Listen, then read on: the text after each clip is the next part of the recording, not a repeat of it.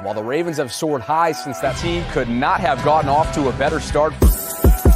You'll be on this journey with me. Hey guys, now joined inside Nats Park. Well, I'm interrupting NFL draft weekend coverage to share the latest on Orioles top prospect Jackson Holliday, so I will do exactly that coming up in this episode, which is presented by my friends at BetUS. BetUS, America's favorite sportsbook and casino. Live betting and racebook. We're celebrating 30 years with a historic offer, a 125% sign-up bonus on your first 3 deposits, plus 10% gambler's insurance. Get started today. BetUS, where the game begins. And with that, welcome inside the channel. I'm glad you're here. This is where I bring you Baltimore sports and beyond, and I am Bobby Trosset. BetUS is the number one online sports book. They're currently offering a 125% deposit match up to $2,500. That's on your first 3 deposits. If you invest $500 right out of the gate, you're going to have over $1,200 to play with. BetUS has 24/7 customer service at your beck and call and 24-hour payouts. You can click the top link in the description to receive your bonus and get started today at betus.com. Here's the latest on Jackson Holliday. April 10th is when he was called up from AAA, and unfortunately, just over 2 weeks since then, he's heading back down. The Orioles have optioned their overall top prospect, baseball's top prospect, back to Norfolk. The slash line, the eye test, everything really was underwhelming. It didn't look right for Jackson at the plate. He looked overmatched. He looked not unequipped, but unfortunately almost as if the lights were a little bit too bright. And there's no question that spotlight was a legitimate one. And you really hope, based on what you've seen, based on the family pedigree, based on not having faced a ton of adversity throughout his young career, that it's a matter of when, not if. And this will be a much needed reset. That's the angle that I'm taking. Grayson Rodriguez and Colton Cowser, right, are great examples. Their second stints looked a whole lot better than their first. And like Fox Sports put out, that slash line in his first stint in the majors is not going to get it done whatsoever. And so Ryan McKenna, the Orioles selected his contract. He is up now from AAA. I know some of you are probably a little frustrated that it wasn't a Kobe Mayo or a Connor Norby. But to me, the bigger picture here is that this is hard to argue with, okay? And when you take a look at a trend that's forming here, Jacob Calvin-Meyer did a good job from the Baltimore Sun of sort of outlining this trend that he picked up on. In 727 minor league plate appearances, Jackson walked exactly as often as he struck out, a percentage of 18.9. That's a super small sample. Oh, well, no, that's not a super small sample size. But so far up at the show in this first stint, which is a super small sample size of 36 plate appearances, Holliday struck out 18 times and walked just twice. It was more than just a 2 for 34 slump. That's what it was at the plate, okay?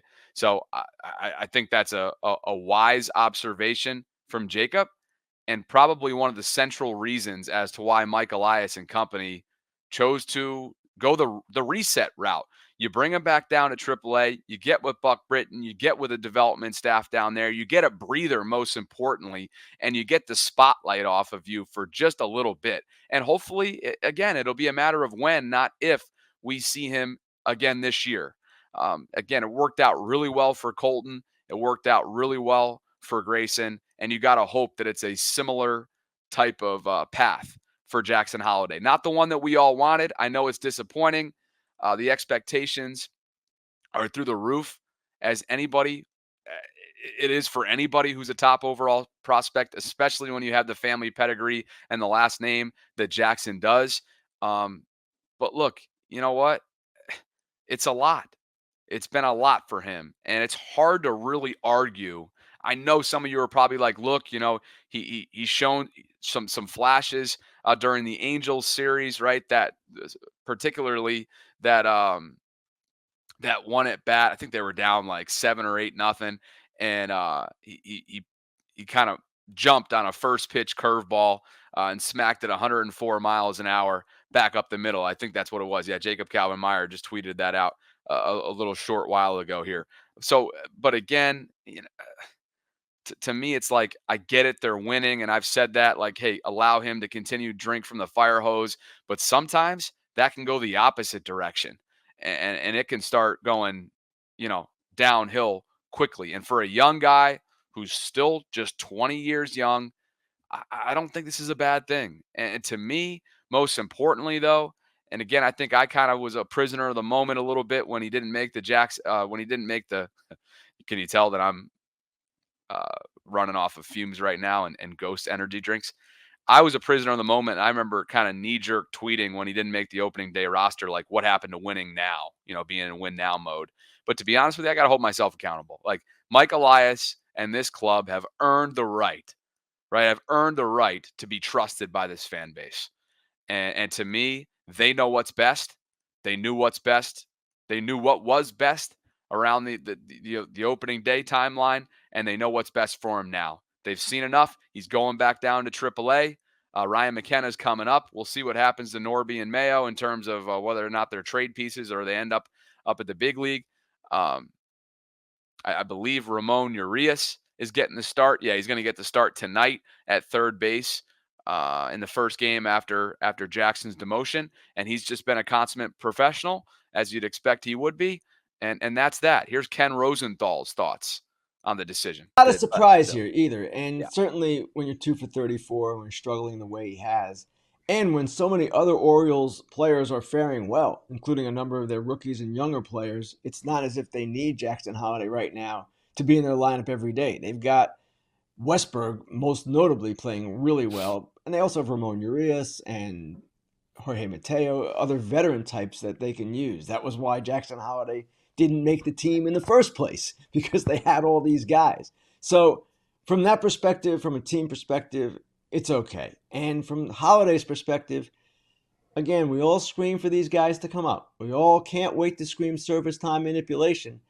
And sometimes it doesn't work out the way we expect it's going to work out. And I always say this, it's not always a linear progression for young players. And Trout is the great example. Mike Trout had to go back to the minor leagues. Mike Trout. So no player is immune from that kind of thing. And I don't want to come out here and sound like I'm defending the clubs on all these moves as if service time manipulation isn't a thing. Oh, it's a thing, and it's been a thing. But you also have to look in many of these cases at the broader circumstances. And it's never one, well, not never, but it's rarely one thing. It's usually a combination of factors that leads to either keeping a player down or sending him back down. And Chris Bryant a few years back, that was clear cut in my mind. He should have been up, period. It shouldn't have been a question. And we've seen now some rule changes to enhance the team's thinking on promoting players from the start of the season, the draft picks that they can get when a player gets Rookie of the Year, for example. But at the same time, it's hard to play in the major leagues. This is the first lesson I learned as a beat writer a long time ago. And you guys know this better than anyone. So it doesn't always come immediately for every player. For some, yes. And even for a guy who dominated spring training, like Wyatt Langford, he's been good. He hasn't been great like he was in spring training because the league is so difficult. And there you have it from Ken Rosenthal. Well said, and it happens to the best of them. You got to hope, though, like many great ones have and will always be about, they figure it out. It's not a matter of if, it's a matter of when. And you got to hope that if Jackson Holliday is as great as we all think he is, then it's just about honing in on what you specifically need to overcome. And I think what you cannot overlook is the fact that at 20 years old, Jackson has never really had an extended period of failure. He has risen the ranks. It's been a meteoric rise through the farm system. He dominated college. He dominated high school. He dominated prior to all that as a youth baseball player. He grew up in big league clubhouses with his father, Matt. And so this is something that he needs to figure out throughout his maturation process. He has a great support system around him, both family-wise and baseball operations-wise down at the AAA level. They get it. They understand it. And they've had guys in recent history like Grayson and Colton who have been through this exact type of adversity. But really, I think you cannot overlook that. This is the first time that Jackson has experienced extended failure.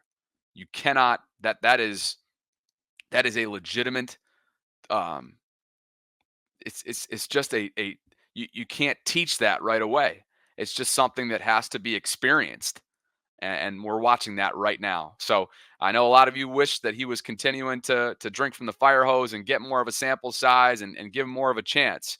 But you know what? There's too much talent up at the big league level, um, that deserves a chance if he still needs to figure it out. And it sure looks like the Orioles and Mike Elias and company feel like a reset will help him in the long run, and that's what you got to hope for. So anyway, I appreciate you guys for dropping by the channel. Those are my instant thoughts on the Jackson Holliday demotion. We will continue to follow it.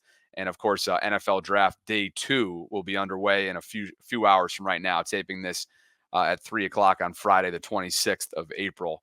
Pretty brain dead right now, mush, but perhaps another Ghost energy drink and a nap is in my near future before Day 2 coverage kicks off across all of our channels. So if you haven't already done so, like this video, subscribe to the Bobby Baltimore YouTube channel, and a special thank you to BetUS for sponsoring this episode. If you want to throw some cheddar down on Day 2, Day 3 of the draft, great way to do so is go check out what they're offering at betus.com. So all that information can be found in the show notes below. I'll talk to you soon.